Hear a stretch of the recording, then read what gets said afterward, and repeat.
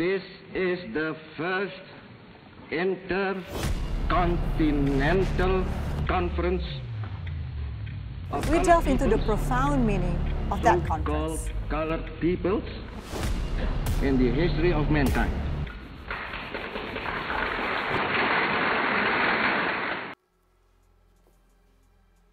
This year marks 70 years since the Asia-Africa Conference was held in the Indonesian city of Bandung in 1955. 7 decades ago, leaders from 29 newly independent Asian and African countries gathered in a tropical city in West Java, far from the Cold War capitals of Washington and Moscow. What they forged was more than just a diplomatic communique. It was a manifesto of post-colonial independence, a declaration that the Global South would not be a mere arena of great power competition, but a force of its own.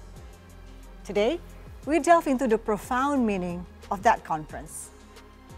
Are the Bandung Principles still relevant? Can we still speak of non-alignment in a world shaped by new power rivalries, economic interdependence, and digital frontiers? And crucially, where does Indonesia, the host and moral anchor of the Bandung spirit, stand today? We will explore these issues in this episode, so stick with us. This is Think Tank with me, Shafiah Muhibat.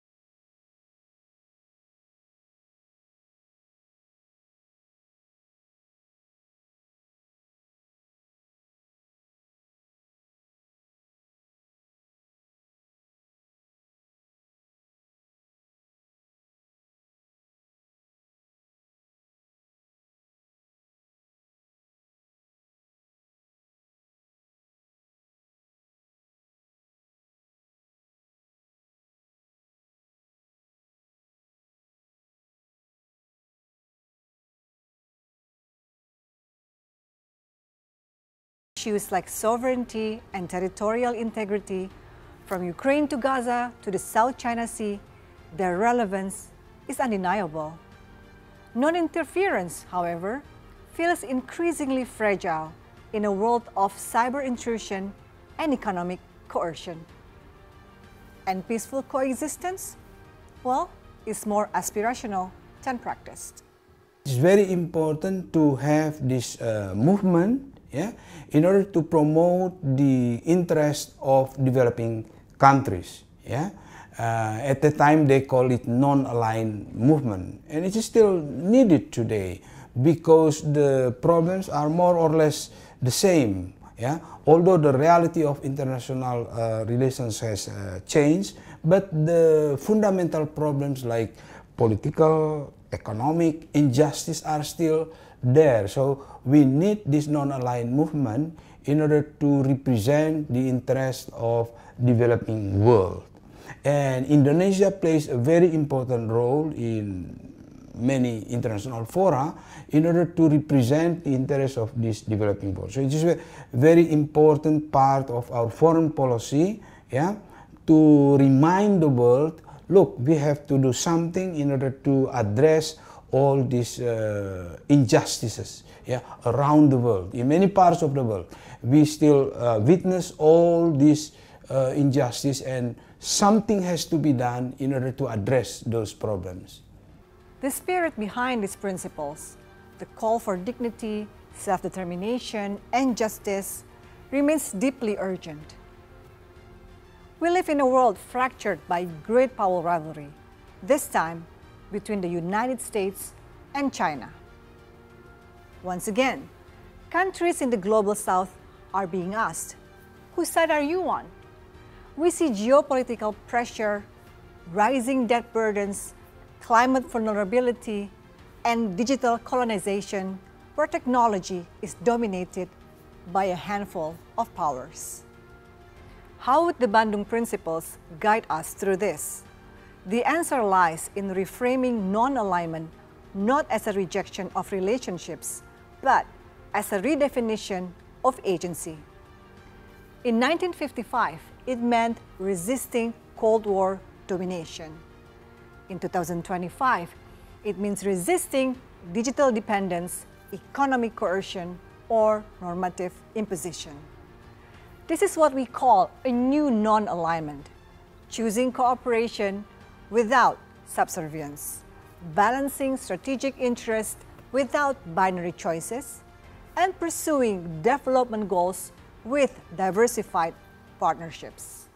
So many people argue that after the end of Cold War and the bipolar system in international politics could no longer sustain, then many people argue that non-alignment principle is no longer relevant, but I argue differently. I think if we understand the most fundamental principle of the non-alignment is fighting domination, then if we take this into considerations, then I think under the current neoliberal globalizations, we can still see dominations in other forms, meaning in economic exploitations, how peoples are competing for natural resources, and how many developing nations could not exploit their own natural resources. Then I think dominations still exist. Then whenever domination still exists, then non-alignment principle is still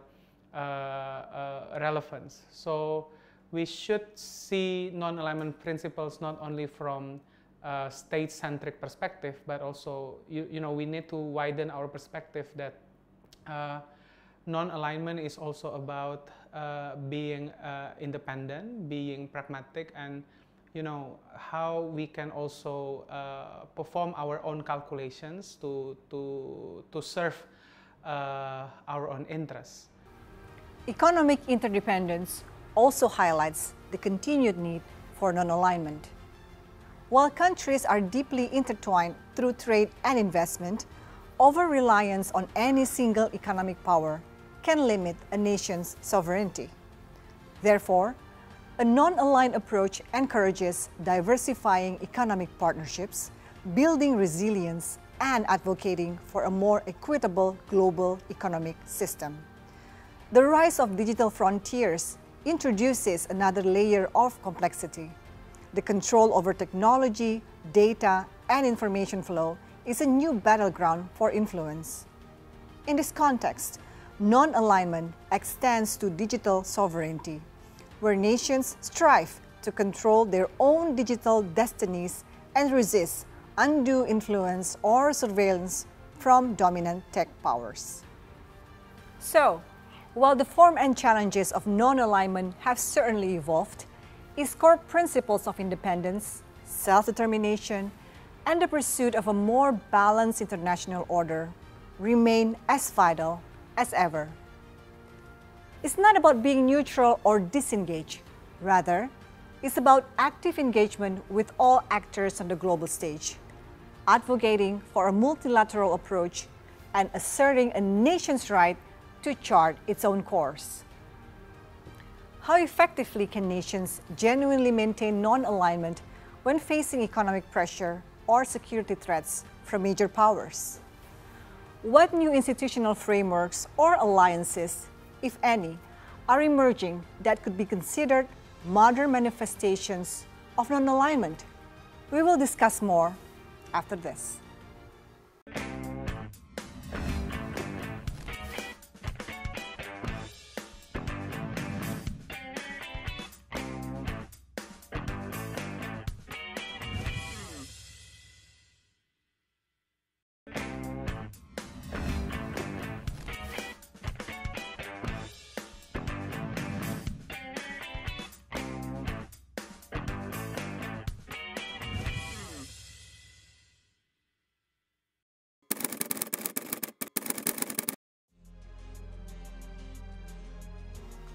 Indonesia has always prided itself on its free and active foreign policy. This principle means Indonesia plays a proactive role in world affairs without siding with any great power. It's not about isolation, it's about omnidirectional engagement, maintaining friendly relations with all nations, rejecting blocs, and inserting its own interest in the global stage. Under the current administration, Indonesia has claimed to continue this free and active stance, emphasizing a good neighbor philosophy. 1,000 friends are too few, one enemy is too many. President Prabowo Subianto, one of his first acts, even before officially taking office, was to visit both Beijing and Washington, setting a clear tone for balanced engagement.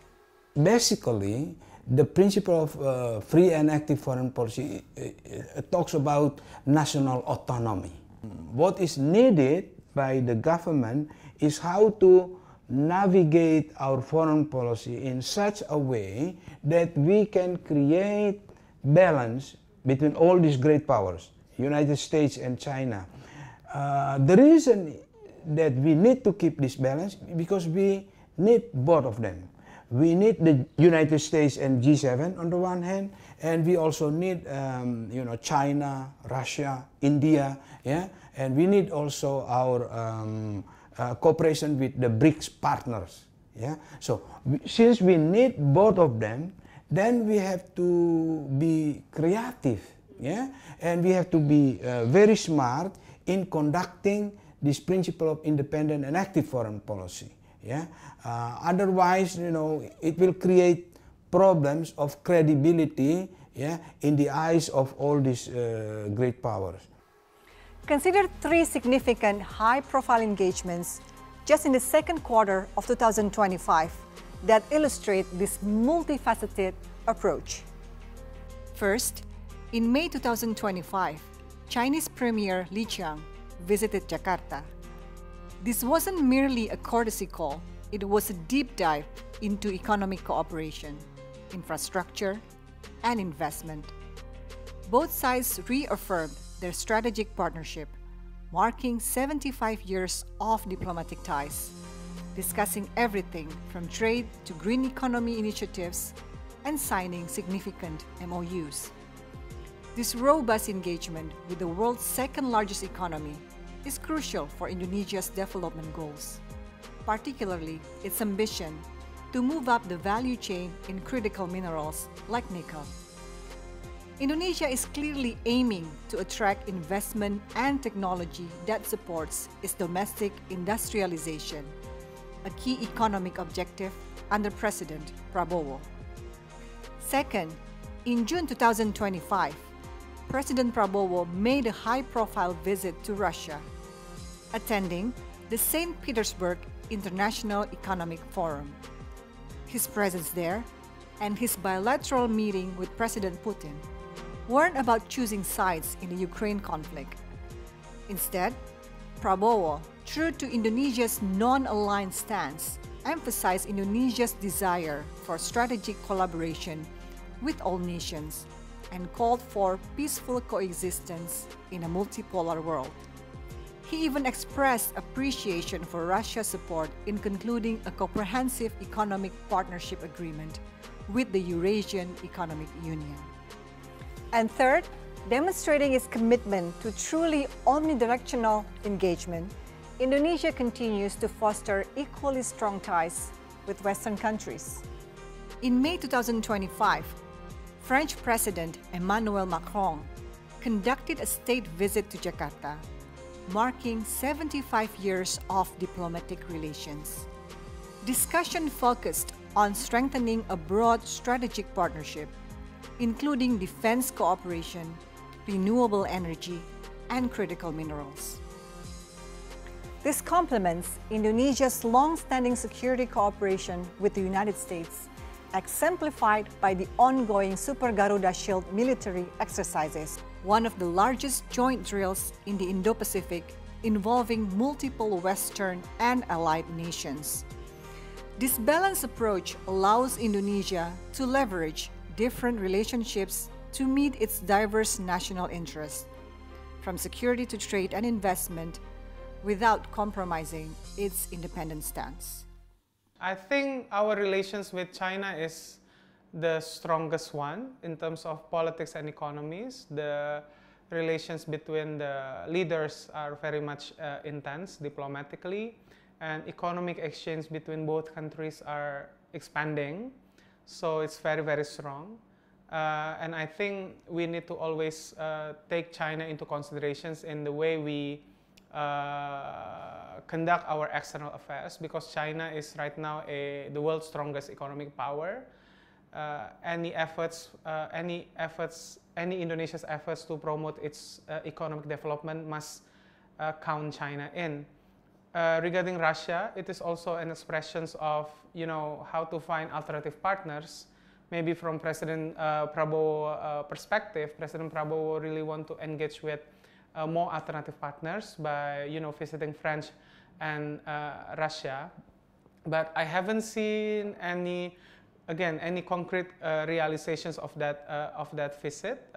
Unlike China, I think the level of interactions between Indonesia and Russia and Indonesia and France is still very much lower, I guess. So whether it can be counted as an expression of bebas aktif, I think yes, in a sense that we want to expand our partners. But again, bebas aktif is also about being the subject of our foreign policy conduct, then meaning that we need to really know, we need to really calculate what we want from our interactions. These recent high-level engagements with Beijing, Moscow, Paris, and Washington are not contradictory to Indonesia's foreign policy principles. On the contrary, they are powerful manifestations of modern-day non-alignment. But can Indonesia navigate this well? Let's discuss in more details after this.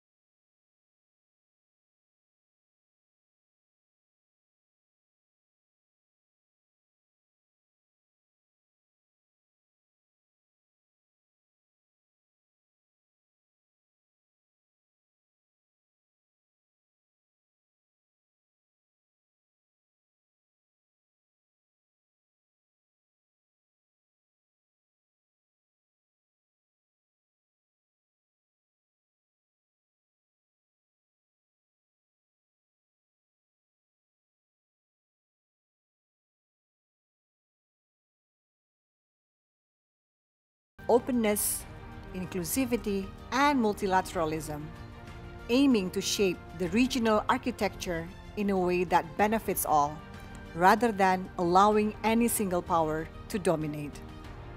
Indonesia uses forums like the East Asia Summit and the ASEAN Regional Forum to engage all major powers, ensuring dialogue and cooperation across diverse security and economic interests. This active multilateral diplomacy is a hallmark of its commitment to global pluralism, a direct echo of Bandung. In order to maintain regional stability in Southeast Asia, Indonesia cannot do it alone. We need to have an additional regional platform in which Indonesia can play an active role. And that is the reason why we promote this ASEAN centrality. Because if you look at the history of this region, in the past, there was struggle for power among the great powers, because this region is very strategic and it's very important to maintain the regional stability. And that is the reason why, in addition to our national foreign policy, we also need this regional platform. Yeah? If Southeast Asia is controlled by any great powers, then it will have destabilizing effect on all countries in Southeast Asia. And that is the reason why these 10 members of ASEAN want to promote the centrality of ASEAN. Meaning that we can invite all these great powers, United States and China, to sit together. Look, we need to have regional stability in this region because we are still developing our economy. We need regional stability. We need to have free access to, all this trade access to many countries in Southeast Asia or in Indo-Pacific as a whole, because it is very important to keep the momentum of economic growth in this region. And without regional stability, our economic development will be in jeopardy. Yeah? That is why we need this regional platform. We need the centrality of ASEAN, yeah, in order to invite all these great powers to put higher priority to diplomacy rather than power politics or military means in order to solve their problems. For Indonesia, this new non-alignment is fundamentally about economic resilience, diversifying trade and investment partners to minimize over-reliance on any single economy, crucial for its ambitious development targets and aspirations to become a high-income nation by 2045. Strategic autonomy, maintaining the freedom to make foreign policy decisions based on national interests, not external pressure. This includes engaging with countries like Russia for defense needs or economic opportunities, even as it deepens ties with Western partners like the US, evidenced by expanding defense cooperation and exercises like Super Garuda Shield. Regional stability, leveraging its influence as Southeast Asia's largest economy and de facto leader of ASEAN to promote peace and conflict resolution, whether it's addressing the Myanmar crisis or pushing for a code of conduct in the South China Sea. Global pluralism, advocating for a multipolar world order where the voices and interests of the Global South are heard and respected, echoing the original spirit of Bandung. This also extends to issues like climate change, where Indonesia, as a highly vulnerable nation, seeks equitable global action. I think in our relations with major powers, our status as de facto leaders in ASEAN also give us more diplomatic weight. For example, in our relations with China, China value Indonesia not only about Indonesia per se, but it's also about Indonesia as the de facto leader of ASEAN, Indonesia as the largest power in ASEAN. So ASEAN really is really important for Indonesian foreign policy, and ASEAN should continue being the cornerstone of Indonesian foreign policy. Maybe if Indonesia really want to expand its diplomatic engagement, Indonesia might want to start to explore promoting its leadership in Global South. I think Global South right now provide many opportunities for the improvement of Indonesia's positions in international affairs. We also have spent some diplomatic resources in promoting South-South cooperations. And I think if Indonesia want to promote its positions in the Global South, it will only complement Indonesia's role in international stage. The spirit of Bandung truly lives on in Indonesia's actions. It's a testament to the idea that true independence means having the agency to choose your own path, to speak your own truth, and to build a world where all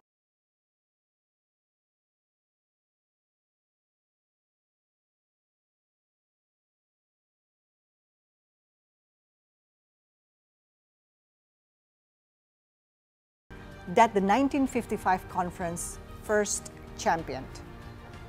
So, as we mark 70 years since the Asia-Africa Conference, perhaps the most vital lesson is this: in a world constantly tempting us to pick a side, true strength lies in standing for something bigger. It lies in the courage to engage with everyone, to prioritize dignity and development,